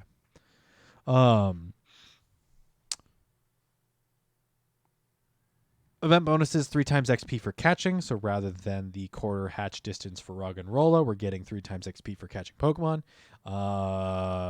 If like realistically, if you're going to be like me, clear out space and build up, clear out Pokemon box space and get as many Pokeballs as you possibly can. I'd say 500 easily. 500 space, yeah, at the very least, and go learn how to quick catch. Catch as many as you can. Yeah, I would say this is a good one to learn quick catching. Yeah. Prep for. Open your gifts, get your berries, get your balls. 3 times XP for catching Pokemon, 2 times candy for catching Pokemon, 2 times chance for trainers level 31 and up to receive XL candy from catching Pokemon. Lure modules activated during the event will last for 3 hours. Incense activated during the event will last for 3 hours. Take a few snapshots during Community Day for a surprise. Actually, by the way, you can I would say double stack incense so that you have an incense running for 3 hours after the event as well. So that if you're doing raids, you'll have that incense just running. You're right, so you won't have to worry about it Mm-hmm. if you plan on staying out that long. Yeah, if you plan on doing raids afterwards to get additional Litwick spawns, Just pop 2 of them. pop 2 of them. You get at least one free one from the 99-cent. I would The say dollar wait and see research. if the research actually asks you to use one, because then if you have to use one, you might as well do that. The community days don't ask. They haven't. They but haven't. Yeah, it was only GoFest that had a research that asked for you to activate an incense. Take a few snapshots during Community Day for a surprise. It's going to be Litwick. One additional special trade can be made for a maximum of 2 for the day if you haven't already done all of your trades. And trades Meet up with some of your lucky friends. Trades made will require 50% less Stardust, while the bonuses are active during the first 3 hours of the event. No, I take that back. Additional special trade and trades will require 50% less Stardust will be going from 2 p.m. to 10 p.m. local time. So they are during the extended duration. Raid battles after the fact from 5 to 10, so an additional 5 hours. I thought it was 4. Holy cow. So after the 3-hour Community Day event ends, trainers will be able to take on a 4-star raid battle. Claiming victory in one of these raids will cause more Litwick to appear around the gym that hosted the raid for 30 minutes. It's going to be Lampent, Ghost Fire. You can run other Ghost. I think water types are going to be your premier counters here. Water or dark? Water or dark, yes. Especially if you're going ham on Yveltal here in the next week or so. Yveltal is going to be a great counter to this. Lampent's probably going to require another three-ish people. I'd say 2 on the safer side. It's attack weighted. Yeah. So like maybe timing your dodges is ideal. Having the right counters. If it's got flame charge, don't bother dodging. Just go for it. Yeah. Because it'll happen fast enough. Yes, 300-meter radius spawning of Litwick around the gym that you have completed a Lampent raid. Anyone can complete the raid, and the Pokemon will spawn around. You don't have to complete it to. You don't have to personally complete it to see spawns. Correct. Litwick stickers. Another really quick thing we've learned about the raid eggs Mm-hmm. is it's not all gyms are consistent with having them when the event starts. Yes. Yeah, it's not like a raid hour. So But when there's the event's almost over for Community Day, check your nearby with whoever you're with, or if you're by yourself, find a place where you can maybe see 1 or 2 of them within distance and plan your thing around that. Because the first one, what was it? It was Zwilius and Dino Community Day. We thought it would just be everywhere, so we went somewhere to have lunch and sit down and relax, and there was no eggs for like a half hour after the event started. Litwick stickers, which look pretty sick. Spinning Pokestops, opening gifts, and purchasing them from the in-game shop. If it's anything like previous community, like the last couple of community days, spinning Pokestops will not give you a whole lot of stickers. It is a very low chance. Seems to get more off gifts than anything. Absolutely. They, I think, are usually turned on for a couple. I think it's a global. They're activated globally. So with the first region to get the community day starts, you should be able to receive those stickers from the gifts. Have you seen the new Vulpix stickers? Yes, for the season. Yes. Yeah. It's Vulpix hanging out with a C-Dot. Yeah. Yep. You know what I say about that? Chestnuts roasting on an open No. fire. Nut. Just Nut. yeah, Vulpix and C-Dot. Nut. Let's do it. Nut. I still have the button. Still near enough that I can grab it. Another throwback. Okay. Speaking of throwbacks, we have to talk about Poltergeist. We have to talk about Chandelure getting just a move that sucks. For PvP, I should say. As far as we know. If you have not been listening to the Battle Science podcast for a very long time, I don't blame you.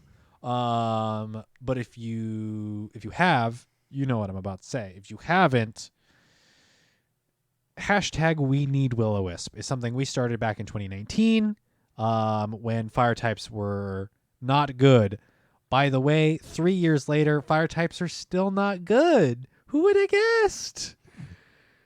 It sucks. It hurts. There's a hole in my heart where Will-O-Wisp could fill. I won't say that it would cure my depression, but it would certainly help. That's a deep burn. That's funny. In the main series games, if you don't know, in the main video games, Will-O-Wisp is usually a move that's learned at fairly low levels of quite a handful of Pokemon, of fire type Pokemon, as well as some ghost type Pokemon. That all it does is inflict burn. Now, the interesting thing with burn is it lowers. It doesn't outright say that it lowers the attack of a Pokemon, but it is each status effect in the main series games has a sort of like sub effect that isn't overtly said within the mechanics of the game. Burn status does lower the attack of the Pokemon that it is inflicted with burn. At later generations, that was exclusive to just physical attack. Okay. Cool thing, Pokemon Go doesn't have a distinction between physical and special attack. Yep. So, Will-O-Wisp doesn't do any damage. It just inflicts burn. In the main game. The other thing is, no, I'm getting it wrong. Poison does additional damage turn Based over off turn. maxed HP. Oh, okay, I didn't know that. Yep. It does burn just do a static amount of damage? Yep. Interesting. So even at higher levels with much higher HP, it does a lot less. But it does the same consistently. It's still It's lowers. a percent based off HP. Okay. Oh, that's right. I think it's the move Toxic. So poisoned is 1/8 of max. Uh-huh. Toxic, badly poisoned is the condition. Uh-huh. Is 1/4. Okay. Isn't there a poison move that does additional damage Venoshock. over turn? Okay. Venoshock is if the target condition is poisoned, it does double the damage. I feel like isn't there a status effect that does damage? It does damage and then does more damage the second turn, and then does more damage the third turn, and then does even more damage the fourth turn. Not that that scales. I Okay. There is Facade, which is misremembering. if you have the ailment, the damage is increased. Your damage is increased. Yes. Your damage output is increased. Interesting. For Facade, for that move. That might be an interesting move for Pokemon Go. If you have debuffs, you do more damage. That would be an interesting mechanic. But we're talking about Will-O-Wisp here. We Need Will-O-Wisp. I would say, I think we originally thought of it as a very spammy fire charge move with maybe not fantastic damage, but more along the lines of an acid spray clone. Something that was very quick. And then debuffs came around. Buffs, or debuffs. Icy Wind. An Icy Wind. Icy clone. Wind, yeah. So when buffs and debuffs came around, we wanted something that was going to be fairly quick as a fast move, and hopefully with that debuff. Hopefully with that attack debuff. But back then, there were very limited options for buff and debuff. Yes. I think Icy Wind was the first? One of the first? Either Icy Wind or Bubble Beam. Yes.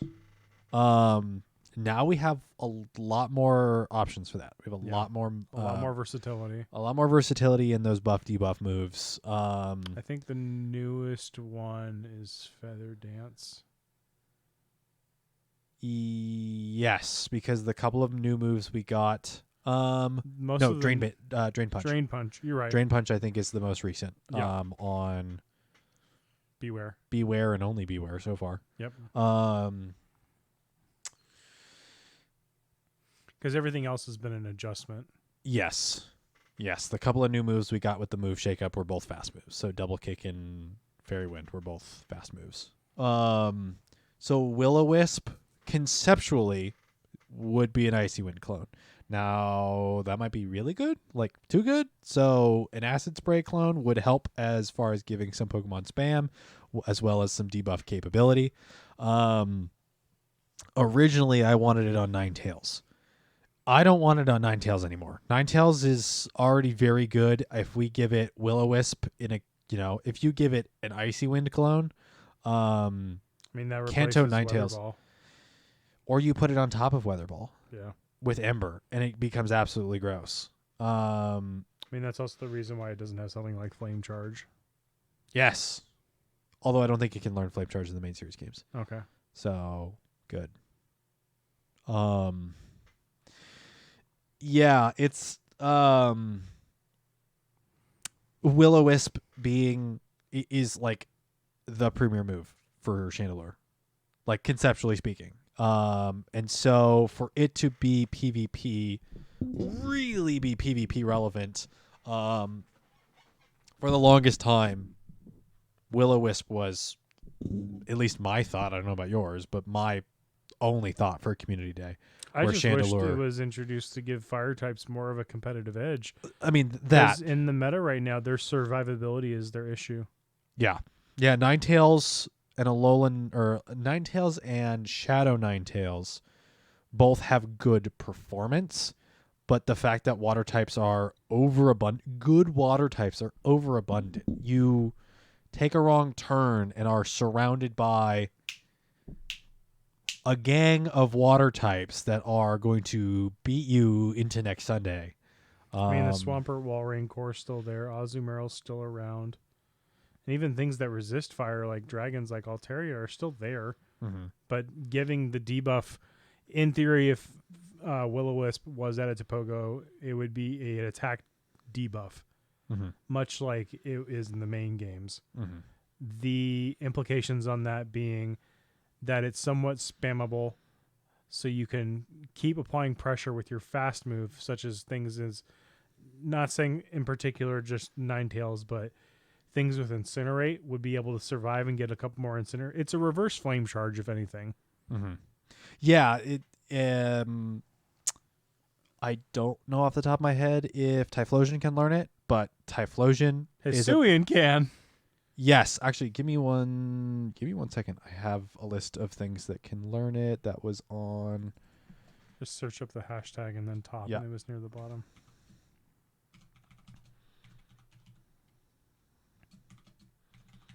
I will have to retweet it and tag the person at PVP Vexilus, VEXL. Open image in new tab. Let me get a zoom in on here. VEXILUS.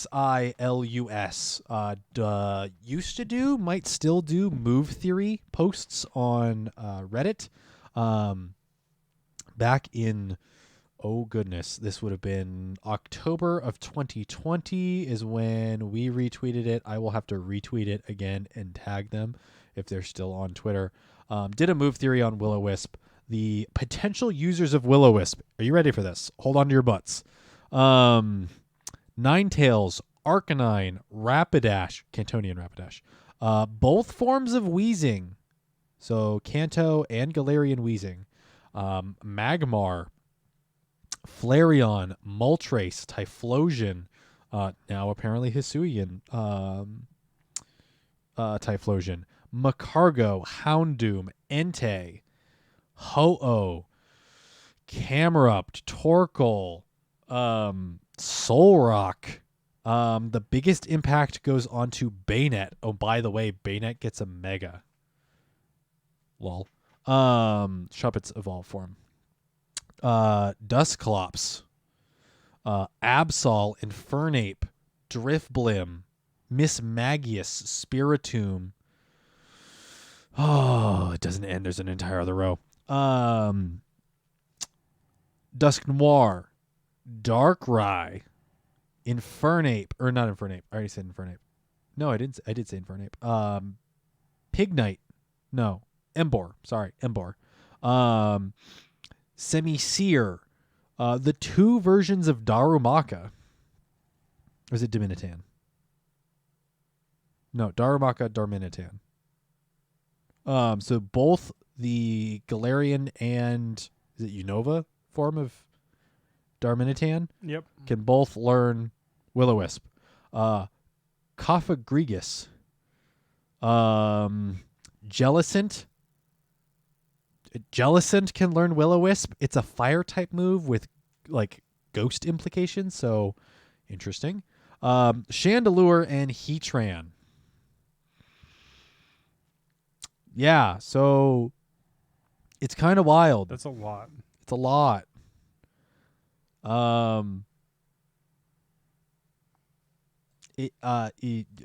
Yeah, like a lot of things could benefit from this. Most of all is Chandelure. So again, I'm bummed we don't get Will-O-Wisp here. With the amount of Pokemon that can learn Will-O-Wisp, it could be something we see next season with a big move update. We could see it mid-season with a move update, but they might be really toning down the amount of shuffling and move updates that they're doing just because it's Pokemon They're Go heading PvP. directly into another competitive season. They're already in another competitive season. So it might be something where we only see move updates at Seasons. the beginning of the competitive seasons as the Pokemon Go quarterly seasons rotate. We might see it at the end of... We might see move adjustments or changes mid or during season, but I think any big changes or additions or redactions won't happen until the season's done. If Will-O-Wisp is added to the game, it's added to the game in about a year. Little under a year. So, unfortunately. I mean, we've been on this train for 3 years. Let's ride it for another 3. Yep. Not saying that Chandelure is a bad Pokemon. It's just not ideal for Great League, especially with Poltergeist. So, go out and collect your shinies. yes, collect your That's what shinies. everyone wants. Gather as many as you can. Grab yourself some. Grab yourself a Great League eligible one. Maybe evolve it. Maybe don't. We'll see. That wraps up all of the new stuff I have. I think there's... I don't know what the next GBL meta is coming up that's going to rotate. Currently, we are in Ultra League and a variant of Ultra League in Weather Cup. Uh-huh. I have touched nothing of Ultra Weather Cup because it sounds like it's Dragon Double Water. Ew. And Ultra League is Ultra League. Yes, I played a little bit yesterday. Actually, if you go over to twitch.tv/battlescience, I'm going to try, and at least once a week, play some GBL along with some Pokemon Ultra Sun. I started that yesterday. I went 4-1 in 2 sets in Ultra League. Was trying to use only Pokemon in the Alolan Pokedex. Funnily enough, not a whole lot is out, and I don't have a whole lot of stuff powered up. So I'm also using Pokemon that are in the Kanto Dex. I'm running Gyarados lead with Dragon Breath, with a Shadow Machamp and Snorlax in the back. Okay. Very weak to Grass, if anyone's using it, or a Charmer. I have to be very careful. Gardevoir has shown up a couple of times and been a little bit difficult. That's a spicy pick. Gardevoir? I saw it twice, so I would say not quite as spicy. I'm also very low level, so... Yeah, I'm only seeing Cresselia. Which is okay, I have Snorlax with Lick. You say that until you get Moonblast debuff twice. Yeah. Yeah, I mean, it happens. You live and you learn. Let me go. Will this show me the GBL seasons? No, it won't. Thanks, guys. That'd be in the seasonal update. Seasonal bonuses. Oh, here we go. GBL schedule. I don't know what's happening next. Weather Cup. We're in September 20th. Okay, Ultra League and Ultra Premier Classic. So gross. And then the week after that is Master League and Master League Premier Classic. Which is great because Premier Classic is coming back. It doesn't it then caps 40 and below. That's right. And removes legendaries. Is there one of the ones featuring the Megas coming back? Not that I know of. Okay. Yeah, I imagine they're taking this season to kind of look at what the megas did. Because the megas were featured during GBL at the end of last season. They didn't have quite enough time. I imagine they didn't have quite enough time and manpower to analyze all of that data and make a decision for this season. Right. So I imagine if we see megas come back in a significant way, it won't be until next quarter. Okay. So, yeah, not a whole lot to break down other than it's going to be pretty familiar. You might see some weird things in Ultra League as far as some of the new stuff that's come out. I don't think Toxapex. I don't know if Toxapex can get up to Ultra League. You might see it every once in a while appear. Next week with its debut. Again, that's next Tuesday or this upcoming Tuesday, depending on when you're listening to this podcast. Tuesday or Thursday? The next event? Yeah. Next event starts next Tuesday. Okay, so we'll have almost 4 or 5 days between. Yes. Because This steel ends events tomorrow. I want to say it ends Thursday night I can check real quick. because it started Friday. It ends Thursday night. It's a 6-day event, not quite 7 days, which I still don't quite 23 understand. hours, 43 minutes from now. Oh, so it does end Tomorrow night. evening. Oh, all right. Well, I guess I'm going out for a walk tomorrow. Final grind. And that means we're put on Thursday, Friday, Saturday, Sunday, Monday, Tuesday, almost a week. 5 days. It starts on Tuesday, 10 Correct. o'clock on Tuesday. So you'll have 5 days. 5 days to scoop up whatever Regular spawns in between. regular seasonal spawns, Or take a break. or take a break, or spend Fashion Cup taking a break too. Catch the Marini that you can, but take a break during Fashion Cup. It's more of a collector's event than it is a PvP event, personally. We have now started bout 3 in factions. That's right, you're in a faction. Yay. Yeah. Jesse's part of Outcasts in the general pool. We Um have yet to play, but I've joined the faction. You've yet to play? Yes, You're a sub? I'm a sub. Okay. But this also allows me to take a coaching position, Yes. which has helped us. Mm-hmm. I helped a couple people get a couple wins. Good. It's much more relaxing than having to spearhead and drive everything. Thank you, Chronic, for putting it together. Thank you for... We had a rough start, but we're getting our wheels turning. Mm-hmm. Everyone on the team's fairly new to organized group competitive, Mm-hmm. so it's a learning process for everyone. I am thankful that I am not part of a main slot, so this way I can sit back and kind of just observe and give my advice on things and not have to worry about it, especially between one session of DMing D&D and then being a player in 2 other ones. It's like, oh, I don't want to join a factions if I have to run everything because I've got enough on my plate already. Mm-hmm. But this is the 3rd match of the season so far. Good luck to everyone out there that is a part of a faction. Hope you're all doing fun, having a good time. It is a completely different environment than just regular Sylph Arena tournaments. By the way, the reason we're not covering Sylph yet is because they are not starting in October. They're going to Correct. be starting... Did they confirm that they're starting They in November? did not confirm a date, but they said winter. So as far as like a season, Mm-hmm. so that could be as early as November, as late as February. Yeah, which I honestly don't mind. I imagine they're having, just like everywhere else, having some staffing issues as far as, because they're volunteer driven, they need the staff to build metas, keep the sites running, keep the leaderboards going, and a lot of more people are going to be focused on play Pokemon.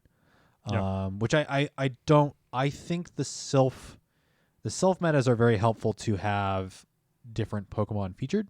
But it really showcases how a lot of the off meta stuff is RPS, rock, paper, scissors. Well, not only that, it's like you mentioned, it is volunteer driven. There is burnout. Yes. Yeah, I'm honestly, looking back at the schedules for the last couple of years of Sylph, they did a lot.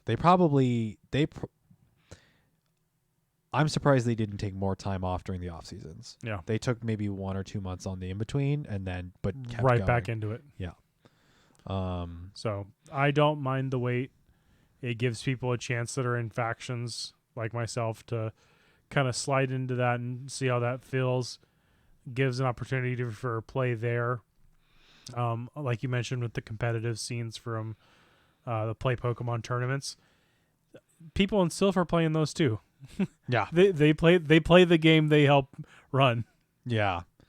Yeah, I think we're hitting a point where there's a number of very good, depending on how you want to play, there are options for PvP. For competitive, yes. Because you still also have the GBL that's constantly going in the background. And, I honestly, if Sylph took a year off, I wouldn't be upset.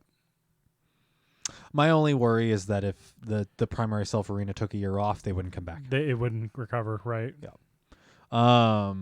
But just give it some time. Once we head back into competitive individual tournaments, we'll let you know. Uh-huh. And hopefully we can get out and film some again. Yeah. Yeah, we'll definitely try to do some live stream. The two things to note are one, I kind of forgot about doing a preseason primer, which is good that the season's delayed. So I will try and go back through my notes of last year and recondense some of the basic knowledge so that we have a single episode. Maybe it's a 2-hour episode, but it certainly won't be full 5 to 6 hours of content going over the basics of Pokemon Go PvP. I want something more concise than what we've had in the past. What I've made in the past. The other thing, other little nugget, is that the Sylph Road did partner with Niantic as far as being more of an official news source thing. They really haven't given a whole lot of details, and I imagine there's an NDA there that says they can't explain the details. They've partnered. There is a chance that the next Sylph Arena or Sylph League Arena, like singles format, might be more tied to Play Pokemon, or more tied to the game itself and or Campfire. So we'll have to wait and see. Campfire, for those that don't know, Niantic's Discord. Yes, Niantic is making a companion app to all of their AR games, called Campfire, which helps organize communities. Which, I'll be honest, does something that a lot of third-party sites offered in the maps with raids. Huge. It is amazingly convenient as a resource. Like when we're out doing stuff and we can't see raids because we live in a small town, raids are not all right in one area. Mm-hmm. They're spread out throughout the region. Like from our house to downtown, I would say what is 2 miles? A bit more. I think it's like 3 or 4. I think it's 3 and change. We can't see raids from downtown from here. I can see one raid that is at the end of my road, and my road is about 0.7 of a mile. Yeah. So when we're at home and we want to go out and do raid hour, or if we're in downtown and want to know if anything that could be outside of our range, Campfire has been really good at being able to show, oh, look, there's a 5-star 5 minutes down your road. Mm-hmm. So, yeah. Campfire is a decent app. It's in its early, as far as being able to show where raids and maps are and communicate in that aspect. The chat and communities tabs are still in development. It's still technically beta. I don't think they've officially released the full client yet. To my knowledge, no. You're correct. I believe it's still in beta. If you're not in Campfire yet, the only thing I think you're really missing out on is the map tool. Mm-hmm. But it'll be here soon enough. Hang in there. There are a few local for communities that have set up communities on Campfire. Some of them are trying to use Campfire. Others are saying, just jump in our Discord. Yeah. because we already have it established. The big feature, and I saw you were engaging with somebody on Twitter about it, is nests are still a mechanic in the game that the community's only basically word of mouth share, and that's something that Campfire could definitely do very well. Yes. With have both, like even if you had to report what nest it is in Campfire, you could then see what raids are going on and what nests are around. And other And that players would- could verify or deny that too. Yeah, and I think that would be an absolute huge feature for Campfire. I think that does it for all of our news stuff. All of our big news stuff. I have 2 primary things to end the episode on. One of the Play Pokemon events, the one that I think we're more or less confirmed for, we don't have arrangements made yet because it's months out. But in May, the Play Pokemon event in Portland, Oregon, we are most certainly going to be going to. Jesse and I are going to drive down. We're going to pick up his cousins. We're going to hang in Portland for a weekend. We're going to play some PvP. Were we going to try TCG? No, we had to build up points or something. No, actually, we could. That's right. It's all it is tournaments there local. So we could realistically try to compete in TCG as well. No, I take that back. I will learn how to play TCG there in Portland. I might even compete there for PvP. Look to see Jesse and I's names in the tournament bracket there. I gotta bring a plush then. I gotta bring a pin. And a pin. Maybe get our lab coats finished. Oh, most definitely. Though they won't let those be on stream. The one thing they will let on stream, though, I will try to put it together as fast as possible, is a hashtag We Need Will-O-Wisp shirt. I will try and put that together here within the week so that you can order it for Litwick Community Day. Take a picture Litwick Community Day with your shiny Litwick or your shiny Chandelures while you're wearing a hashtag We Need Will-O-Wisp shirt. Send it to us, please. I will do the same. Other regionals, though. Other regionals, we're going to try and make it out to January's in San Diego. Depending on how bad the weather is. Depending on travel restrictions. True. For Jesse's sake, paperwork wise, and we have to get a Jesse's technically not a legal citizen. long story. Tune into a B-SAD. I think we talked about it there. Yeah. As well as we have to get like Airbnb or something. I will have to reach out to some Let's people. just see go if crash we're at there. Jimmy Bo's. Well, he lives outside of San Diego, Oh. so we would have to crash with Jimmy Bo or somebody else. So I'll have to reach out to some people, see if we can get some peeps to split costs there, because flying down there is not going to be cheap to begin with. And not in, how late in January? Very early. Very Yeah, early. that's iffy. As far as you being able to get it. No, just cost travel. Oh, yeah. Because the holidays are right there. Yeah, I think it's like the first weekend in January. Yeah, You're it might be rough. And then in March is Vancouver, Canada, or Vancouver, BC, Canada. Again, being biggest restriction, me not being a legal citizen. Yeah, having paperwork to be able to get out of the country. And back, hopefully. And back. Hey, I've heard Canadians are nice. They might let you stay for a little while. Well, hey there, guy. You coming to our country to go play that Pokemon there, eh? Here, have some maple syrup and some Tims, eh? That's a very offensive wanna- stereotype there, eh, guy? You want to go up north and catch some Pachirisu there, eh? I wouldn't mind. Yeah, there. I hear that's good squirrel up there. Yeah, so we'll see about going up to Vancouver. Again, iffy. But the one that is most certain that we're going to do everything in our Portland. power to go to is Portland in May. It'd be a nice time to take a vacation. Right in the middle of the year. Nice little split. May should be the beginning of the season of whatever the Go Fest stuff is happening. So Yeah, that are close to. It's wild to think about that's a time of the year that's approaching. That's technically closer than Go Fest of next year. Yes, that'll be like 2 months before Go Fest, depending on how they format it. Yeah. In Portland, I will find a day and I will find a location, primarily Sizzle Pie. We're gonna have a pizza party. Battle Science Pizza Party. Battle Science Pizza Party. Cowabunga! Oh my goodness.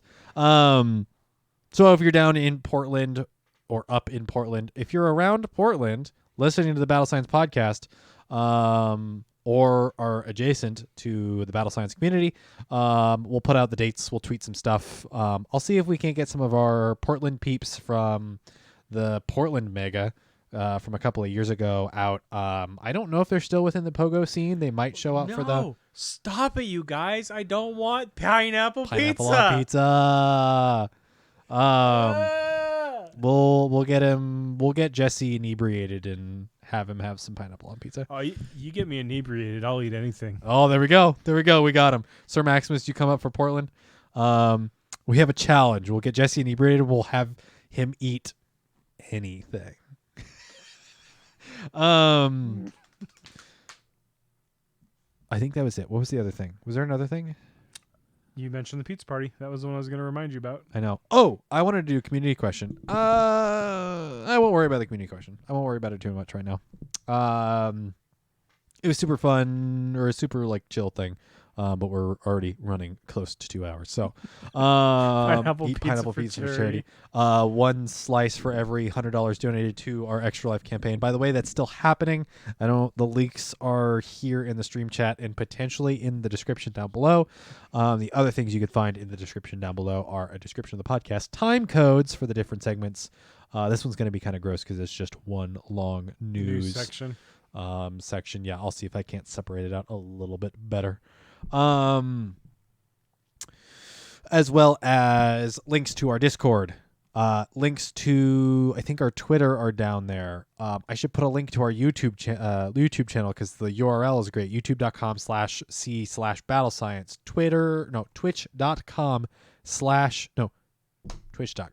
twitch.tv/battlescience. On Twitter at battle_science. You can email us at battlescience.podcast@gmail.com. Which we've gotten a couple, and it's been great to hear back from people. Yes. Email us. Send us an email so that you can cut the spam of podcast, like subscription version podcast sites that are like, claim your code now. And I'm like, I don't care. People don't listen to us on the regular podcast. We don't get a whole lot of listeners on regular podcast services. Why would somebody go to a subscription-based podcast service to listen to us there? I don't know. I digress. Our Discord is free and open to everyone, so go hang out in our Discord, please. Thank you. We got some new peeps in the Discord, like as we were recording the podcast. That's sick. Dubermon88 and Cadrian have joined our Discord. That's sick. You can be like Dubermon88, which sounds like a Digimon for sure. And Cadrian, which sounds like a Lord of the Rings character, to be honest. And join our Discord. Free. There's no charge there. You know what's not free? Patreon.com/BattleScience. You can back us at the $1 tier or more. Get the podcast early. Get the Battle Science After Dark podcast. Exclusive Patreon podcast. 1 episode a month. Patreon.com/BattleScience. Patreon.com/BattleScience. Or back as the $5 tier or higher. Become a P Patreon podcast producer. Do it. Thank you everybody for tuning in, hanging out with us for another Battle Science podcast. We'll be back in 2 weeks for another Battle Science podcast. In 1 week for a Battle Science After Dark podcast, aka Steven Sportsbot Sports Edition. Pew, pew, pew, pew, pew, pew. Sports. I have a theme. I have a song, intro song already picked out for it. Oh no. The song? No, it's not that. There's a royalty-free song that I found that I like. So okay. yeah. Okay. It's not a cringe anything. Yeah. Go check out stuff. Do the thing. Go have fun. Hashtag we need Will-O-Wisp. Stay hydrated, and we'll see you out there on the battlefield. Bye, everyone.